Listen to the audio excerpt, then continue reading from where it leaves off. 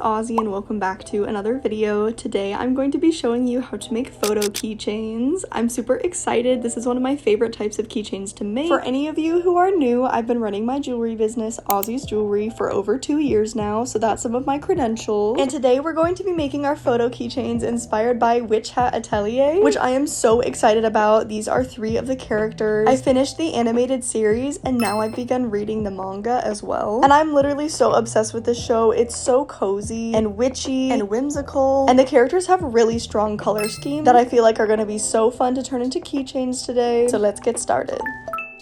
Alright, as for supplies, everything that I've covered in previous videos pertaining to keychain and to beads and wire, that all applies to this video. However, you do need these specific acrylic photo keychain holders, which I do have linked in my Amazon storefront, and I also have everything else linked in my Amazon storefront as well. The photo keychains that I'm using today is the square shape. There are other shapes there as well. I feel like the heart shape could be really fun, and I do want to try that one in the future, but for today we're doing the squares. Here I am just going through all of the little windows or square acrylic covers that you snap into the keychain, which we'll get to. But basically I'm going through them and picking out the ones that arrived the least scratched up. You will see when you order these, some of them arrive scuffed and scratched, which really sucks. But I always try to use the least scratched ones for my keychains. Now I am separating the original clasp that comes on these keychains. I like to do a fun clasp instead. Today, to follow the whimsical magical theme, I'm going to be using some star clasps. These are linked in my Amazon storefront as well. So I'm just pulling out the little like triangle clasp thing that connects to the acrylic holders themselves. Now that all of those are separated, I'm gonna go ahead and cut out my images and set up these photo holders. So I literally just printed these images on a normal printer, like my printer at home. I found the images themselves on Pinterest and I uploaded them to a Google Doc and resized them, and then I literally just printed the paper out, and now I'm gonna cut them to size. And that's how I've always made my photo keychain. I really love it because it's super simple and literally anybody can do this. Like, you can do this at home. And if you don't have a printer at home, you can always go to a public library and print out the images there. This is actually what I did in college. I would use the college library printer. It's just such a fun way to make custom keychains. Even if you don't run a small business, this could be such a beautiful heartfelt gift for a birthday or for an anniversary. Like a little picture of you and your partner could be so cute here, or a friend's favorite character or something like that. So yeah, definitely get creative with this. It is so easy to do. I encourage y'all to either do this for your own small business or just get creative with it. Now that my image is completely cut out, I'm just going to slide it into the photo keychain. Obviously you want to make sure that it's right side up and that the little hole is at the top, but it's as simple as that. I always print out 2 images because it's clear on both sides, so I basically just put them back to back, slide the other image in the back, also make sure that it's facing up, and then you're good to go. I literally just now recording this voiceover had the idea to do 2 different photos back to back for literally the first time ever. Like, I don't know why I have never thought of that, but that could be cool, doing 2 different photos. Now you're going to take the little acrylic square, and I always like to wipe it off just so that no dusties or little particles get stuck when you slide it in, because when I tell you, when this goes in, it is stuck in there. There is no way to get it back out. It is very secure. I literally just use my shirt to wipe it off, so nothing fancy, but you can also use a paper towel or a microfiber cloth if you're feeling super fancy. Anyways, I just cut off that little excess bit of plastic that was hanging off the end so that it's super smooth. Then I just slide it in, basically with the bottom 2 corners sliding in first, and then I press down the top 2 corners, and you'll feel it like snap into place, and it's super tight and secure, so it is not coming apart. And just like that, our very first photo is fitted. Now we have these 2 remaining ones to do, but really quickly, ta-da! This is with my window actually being opened, so the lighting is a little bit better. Here's how Coco, the character, looks in all of her glory with the beautiful lighting. Now onto Tetia, which is the girl with the pink hair and the pink color scheme. Now as for sizing the photos exactly right on the Google Doc so that they perfectly fit the photo holders, this took me a lot of trial and error, you guys. I printed out the images too small and then too big, and now I have it so that the image is exactly perfect, where if you cut right along the lines of the image and don't leave any white around the image, they like perfectly fit into these specific square acrylic holders. So hopefully to make your guys' lives a little bit easier, I linked the exact Google Doc that I use for these specific Witch Witch Hat Atelier keychains in this video down in the description of this video. So if you're also planning on getting these exact square photo keychain holders from my Amazon storefront, definitely go ahead and use my Google Doc. You can replace the images from your own Google Drive. You can duplicate them if you want to make more than 3 keychains. But yeah, I thought I would help y'all out because it took me forever to get exactly the right size, and I don't want y'all to go through the same process, and I want to help you guys. So hopefully that Google Doc helps get you guys started. Now we are finished with the image of Tetia.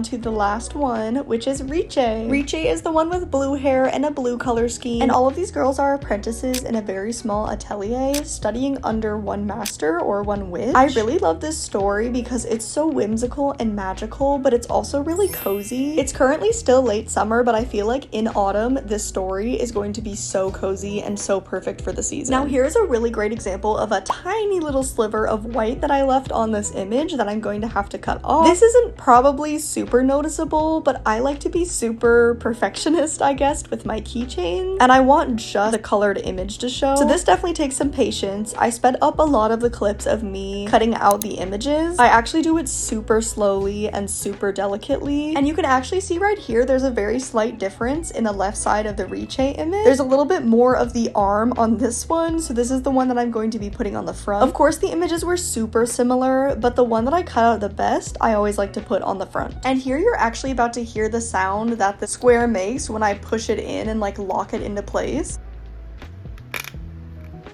Really crunchy, right? But yeah, it's very secure and very tight. Riche is finished. So now we have finished fitting all of the photos into our little photo holders, and now we're going to connect the clasp, so in this case the star clasp, to our photo holders.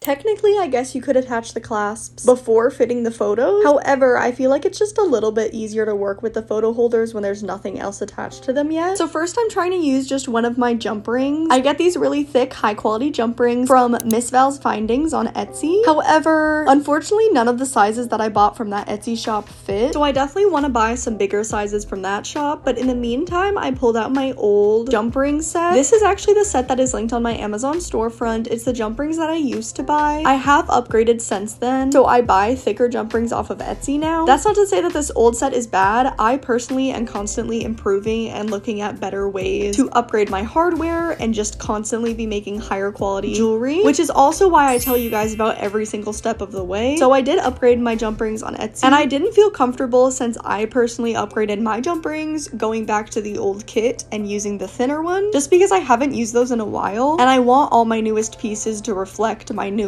hardware. So I decided to try reshaping the old little like triangular wire pieces that I initially took off when I took off the original clasps on the photo holders. Here you can see how insanely long, like this is sped up 10 times the speed, how long it took for me to reshape the triangles and then like re-press them back together into the keychain hole. It was crazy. I definitely would not recommend this. I would recommend either just keeping the original clasp or finding thick large jump rings to use, but definitely not taking out these little holders and then re-putting them back in, because it was difficult and it took forever. Now look at how perfectly those two parts closed together. What I ended up doing was just basically reclosing the triangles on their own and like realigning them because they were so misshaped from how I tore them out of the keychains earlier. And then once they were more level, I then re-put them back into the keychains with the star clasps on them and reclosed them. What I will be doing in the future is just getting a much larger size of the nice jump rings from the Miss Val Findings Etsy shop, and I'll just be using those. But this was quite an experience for today.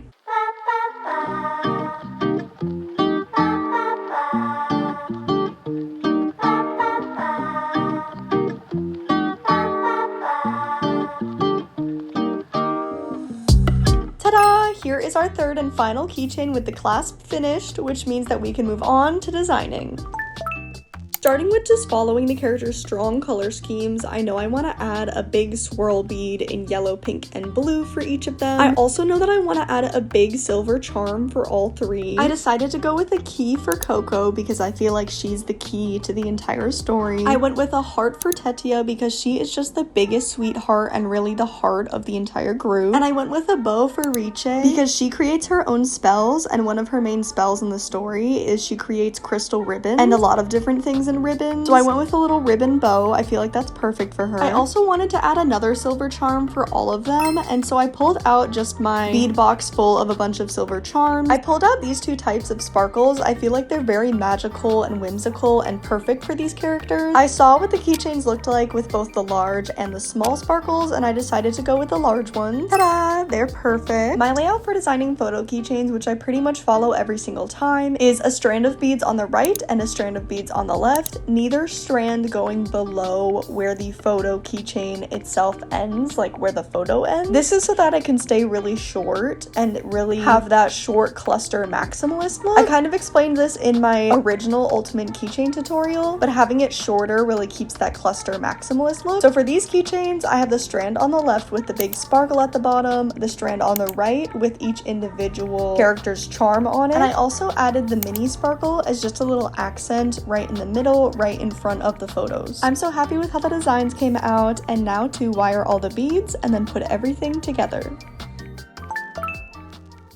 When I batch keychains, I also like to wire the beads keychain by keychain. So first I'm going to do the swirl bead of all three keychains, then I'm going to do the star bead of all three keychains, and so on and so forth. I really like that because then I finish all the keychains at the exact same time. So I'm going to take my nice thick sturdy wire. Y'all know her, y'all love her. This wire is linked in my Amazon storefront. I've used the same one for years. And we're just going to cut a strip off, and then we're going to kind of straighten it out. And this is what we're going to work with basically until we run out of wire, and then we're going to grab a new one. So I'm using my one-step looper to loop the end. Of course, I am straightening it out, making sure that the looper is fully closed, making sure that the loop is good. Like I said, I'm very perfectionist with my jewelry, and I literally check like every single loop. Now we're gonna loop the other side of the wire, tighten that side as well, and then I like to always make sure that my loops are level. So here I am straightening them out so that they're both facing the same way basically, and that's how I loop a bead. So we're just gonna go ahead and go through all of the beads in all three keychains like one by one. That's how I like to do it whenever I batch keychains, because then instead of finishing one and then starting the next and then finishing that one, I'm finished with all three all at the same time, which is really great. You can definitely finish piece by piece, but that's just what works for me. Because we're looping every single bead, honestly, keychains do take me quite a bit of time. Just like bracelets take me a lot of time too, and non-single strand necklaces take me a lot of time too. And that's one of the things that I consider when pricing my products is how long it took me to make it. And I definitely want you to think about that in your own small business as well too, because you wouldn't work a minimum wage job at like $7 an hour for all of this like manual labor with your hands. So definitely price your jewelry at something livable, especially if you want it to maybe one day be your full-time job. And with batching items, like with batching these keychains, it's important to consider as well that I made 3 items. So if all things considered, from cutting out the photos to designing to putting the beads on wire to putting them all together, which is going to be our next step, and then also taking product photos and listing those on my website and making the Instagram post, if all of that together is like 3 hours of work, let's say, and then I price each keychain at $20, that's basically like $20 an hour, because if all 3 sell, I made $60 for 3 hours, right? So that's basically $20 an hour, and then considering material costs as well, it's more like a profit of $17 per keychain, so kind of like $17 per hour. I just encourage y'all to think about this when pricing your items. Now I'm taking all the little extra beads that are going to be hanging off of the keychain and putting them on these little ball end wires. These are like the little stars and the little hearts that are going to be hanging off of the keychain. And once that's done, I'm going to focus on the silver charms on each keychain. So all of them have one large sparkle, one small sparkle, and then their own little charm. And I'm gonna go ahead and just put jump rings on these now, just because this stage is kind of like prepping all of the beads, so I'm kind of prepping these charms. But honestly, you don't have to do this. You can also just leave the charms and then add jump rings to them in the actual jump ring section, which is next. So first I've added jump rings to all of the large sparkles. Now we're gonna move on to the small sparkles, and these I'm actually going to connect to like the base triangle thing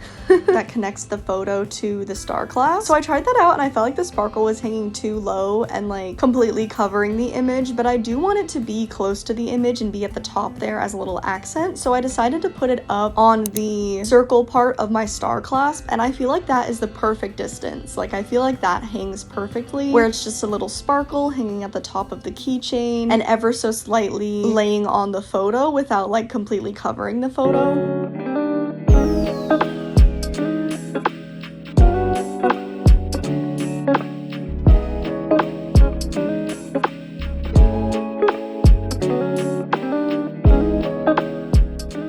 Now that those little sparkles are done, we're going to move on to the statement charms on each keychain. I'm just going to put all these on little jump rings, starting with Coco's key, and then Tetia's heart, and then Riche's bow.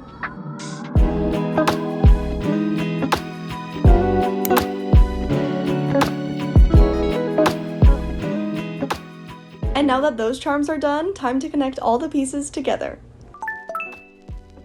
We're gonna take our jump rings. I like to use my 6mm jump rings to connect the beads on keychains because I quite like the look of small jump rings, just because there isn't as much space between the beads and it really adds to the maximalist cluster look. I like to work left to right, so we're gonna take that very first bead on the left strand of the keychain, which for this keychain is a star. We're going to attach that star bead using one of our small jump rings to the circle part under the star clasp. That's kind of gonna be where all of our strands come from. And then we're just gonna keep building the strands. So we're just going to use a jump ring to connect every single bead on that left side, and then we're going to go ahead and finish it off with the big sparkle charm at the very bottom, and that's going to finish our left side of the keychain, or our left strand. Ta-da! The left strand looks so good, and now we're going to move on to the right strand on the right hand side of the keychain. Same thing. We're just going to take one of our small jump rings and attach that very first bead, which in this case is the big glass swirl bead. As you can see here, everything stems off of that circle under our star clasp. So we have the left strand hanging off of that, our triangle connector that's actually holding the photo hanging off of it, and of course our last right strand. And all of those stemming from the same place is part of what makes the keychain so cluster and maximalist looking. Now for how to attach a little extra dangly bead. First you're going to attach a jump ring, then you're going to attach your next main bead, like the next link in the chain. Then you're going to attach the little extra accent bead, which in this case is the little white heart. And then you're going to close out the jump ring. As you can see, the little white heart is just hanging off of the jump ring as a little accent bead. These are the little extra beads that I always put on the ball end wires so that you don't have like an extra loop sticking out. It looks much more clean this way. Now we're gonna add our final silver charm, which for Coco is the whimsical key charm. And ta-da! Coco is finished. We have our first finished keychain. Now I'm just gonna fly through putting together all the other keychains.